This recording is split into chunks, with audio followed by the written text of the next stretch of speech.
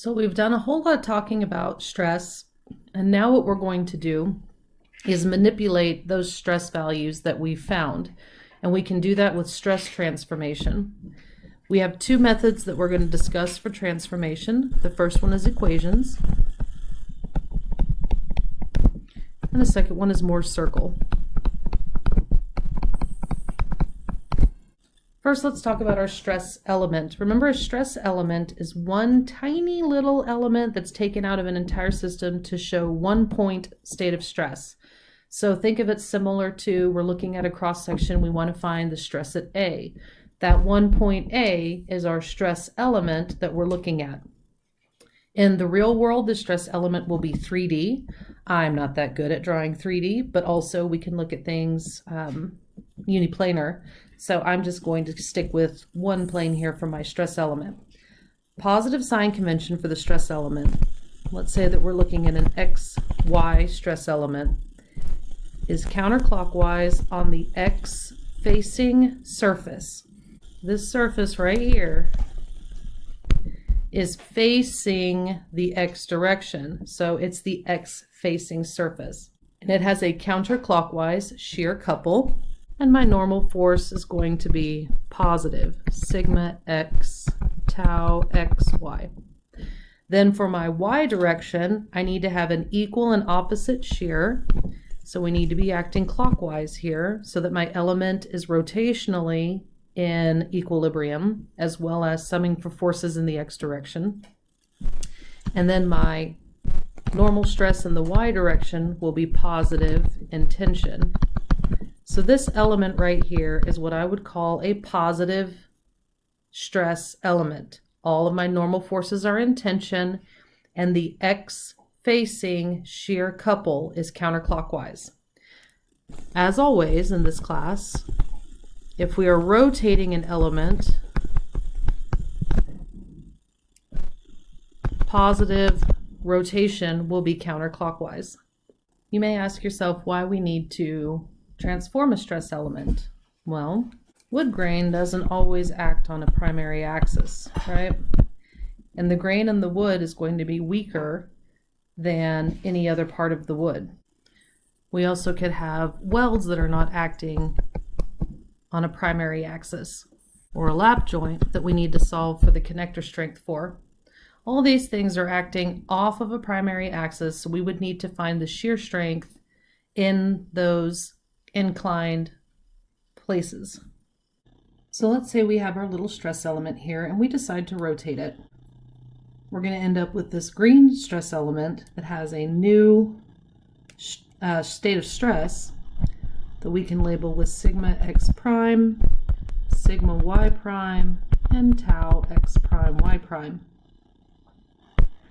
The equations to calculate the magnitudes for this state of stress are, for sigma x, we're going to have sigma x plus sigma y divided by 2, and then the difference of sigma x and sigma y divided by 2 multiplied by cosine times 2 times theta.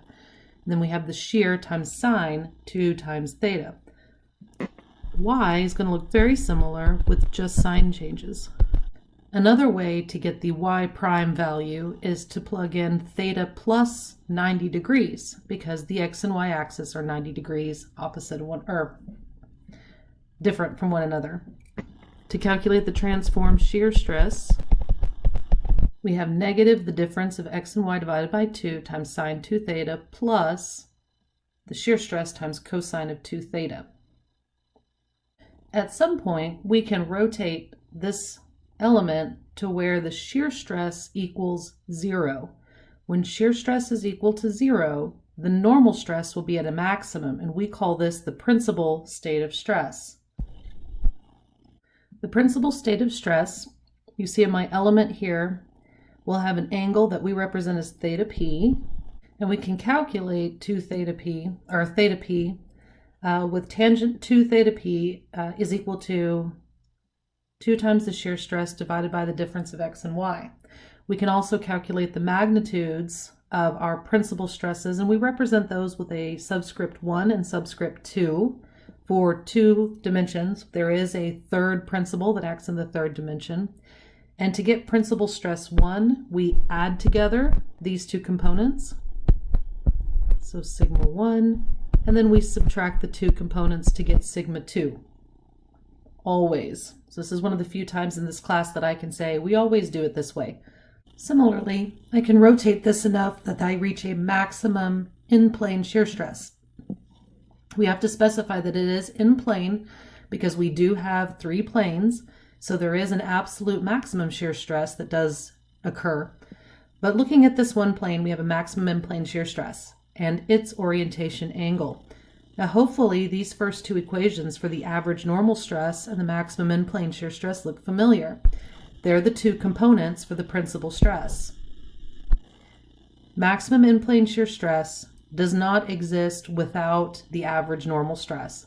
Unlike the maximum principal stresses that are where shear is equal to 0, maximum in-plane shear stress occurs when the normal stresses equal each other. For our first example, we have a stress element that is experiencing compression in the y direction, tension in the x direction, and a positive shear stress. You can see that because the x-facing shear is counterclockwise. I have a sloped line here that is 20 degrees counterclockwise from the x-facing direction, and we want to find that transformed state of stress. The principal stress is their orientation, the maximum in-plane shear stress, average normal stress, and their orientation. So we kind of want to find all the things using equations. First, I'm going to start with getting all of my terms written down. So I have sigma x, which is going to be a positive 35 kilopascals. I have sigma y, which will be a negative 10 kilopascals. I have a shear that is going to be a positive 7.5 kilopascals. And then last, I have my theta, which will be a positive 20 degrees. With all that information, I can now plug and chug. Sigma x prime will be sigma x plus sigma y divided by 2 plus sigma x minus sigma y divided by 2 times the cosine of 2 times theta plus the shear stress times the sine of 2 times theta. Working all this out, I find that the transformed state of stress in the x prime direction is 34.6 kilopascals. Y is going to look very similar with just the change in signs. And we find that the transformed state of stress in the y direction is a negative 9.56 kilopascals. The last one is shear stress. That's going to equal to negative sigma x minus sigma y divided by 2 times sine times 2 times 20 degrees plus the shear times cosine of 2 times 20 degrees.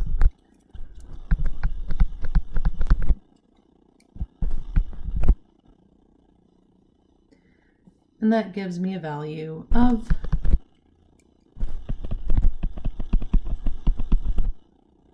negative 8.72 kilopascals.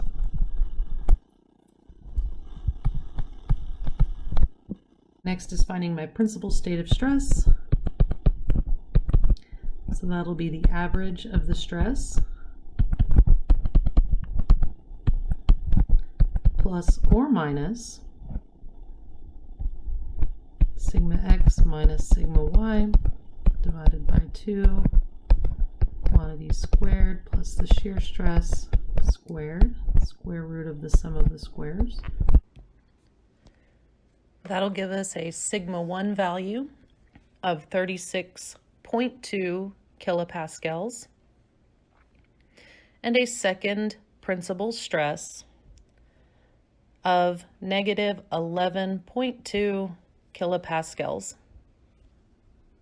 The orientation of our principal stresses, theta P, will equal to 1/2 the inverse tangent of 2 times tau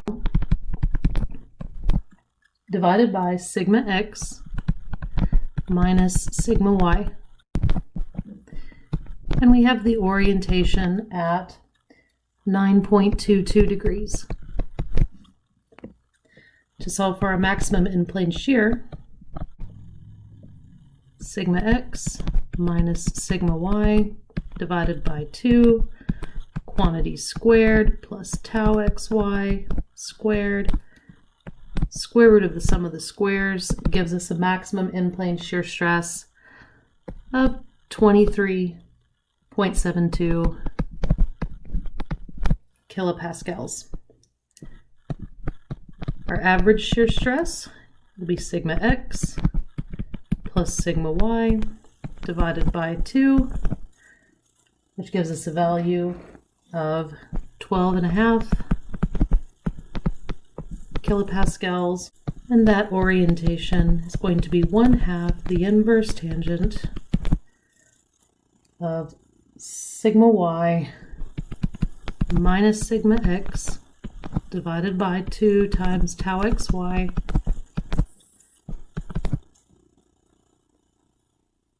or negative 35.8 degrees.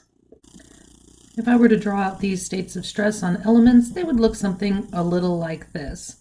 With a transformed state of stress, the principal state that does not have any shear, and the maximum shear where we have the average normal stress acting in both directions.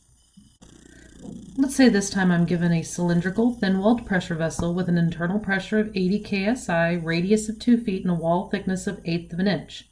Find the maximum in-plane shear stress. First thing I need to find are the stresses for hoop and long. And I'm not going to do my thin wall pressure vessel R over T because I'm already told it's a thin wall pressure vessel. P, T.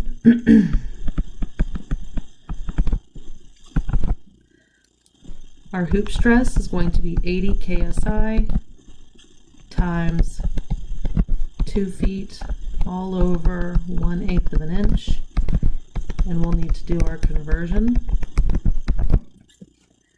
And we will have a hoop stress of 15,360 ksi.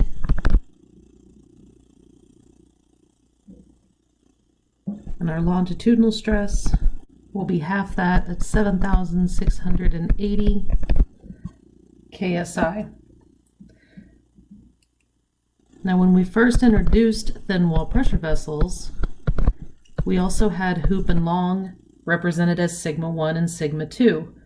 Hopefully that makes sense now, seeing here that they are principal stresses. So our in-plane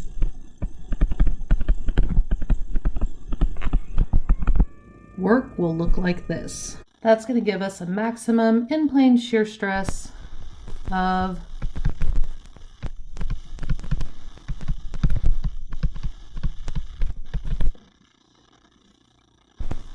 3,840 ksi. I have another stress element, and this time plane AA is off of the y-facing axis. Find the transformed state of stress. So first, stress in the x direction is a positive 25 kilopascals. Our stress in the y direction is a negative 60 kilopascals. Our shear stress is a negative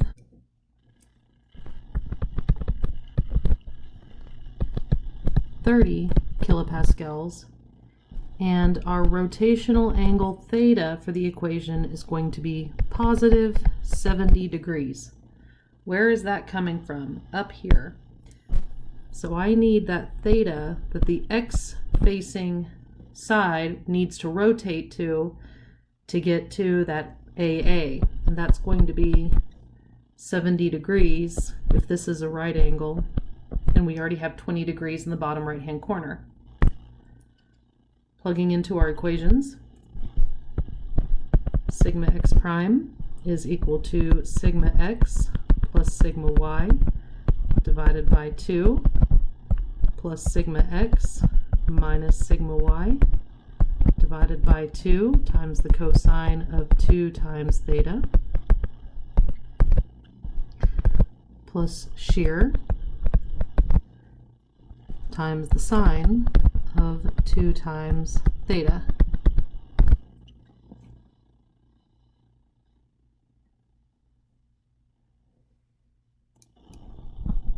I have a transformed stress in the x prime direction of 69.3 kilopascals in compression. My y equation is going to be similar.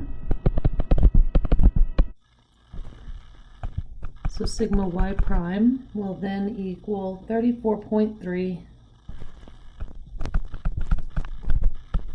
kilopascals, this time in tension. Fun fact, sigma x plus sigma y is equal to sigma x prime plus sigma y prime, which is also equal to sigma 1 plus sigma 2.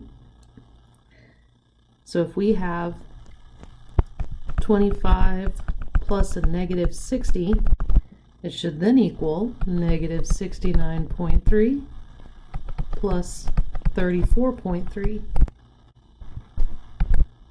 Yay, it does! Our last calculation is the shear, which is going to equal negative sigma x minus sigma y all over 2 times the sine of 2 times theta plus the shear times the cosine of 2 times theta, and our shear that's transformed will now equal negative 4.34 kilopascals. That's a small number, so we're really close to the principal stresses.